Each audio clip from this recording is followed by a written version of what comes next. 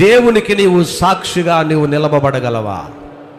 ఒక స్నేహితుడు పనికిమాలినటువంటి వ్యవహారాలకి మనను విందులకు వినోదాలకి ఫోన్ చేస్తే దేవుని సన్నిధిని విడిచి సిగ్గు లేకుండా వారితో వెళ్ళి కలిసి కూర్చుంటామా? అదే స్నేహితుణ్ణి సజీవుడైన దేవుని యొద్దకు నడిపించగలిగినటువంటి దమ్ము నీకుందా? సజీవుడైన దేవుని యొద్దకు ఒక్క దినమైనా దేవుని సన్నిధికి నువ్వు నడిపించగలిగావా?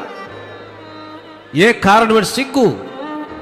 యేసు కొరకు చెప్తే వారు హేళన చేస్తారు.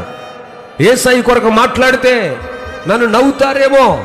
నువ్వు పరిశుద్ధుడివా, నువ్వు నీతిమంతుడివా, నువ్వు అదా, నువ్వు ఇదా, నన్ను ఒకవేళ ఏమైనా హేళన చేస్తారేమో. మనలో రకరకాల సందేహాలు. దేవుని కొరకు నిలబడలేం. ప్రభు చెప్తున్నాడు, పిరికివారు అవిశ్వాసులను వీళ్ళందరూ మండుతున్న అగ్నిగుండంలోకి పోతారు. నీ పరిశుద్ధతను కాపాడుకోవటం అంటే ఎవరి జోలికి పోను సార్, తాగను, తిరగను, తిట్టను, తినను, నేనే ఒంటరిగా ఉంటాను, బెటర్, అందరి దృష్టిలో గొప్పవాడిని అనిపించుకుంటున్నానని నువ్వు అనుకుంటా ఉన్నావా?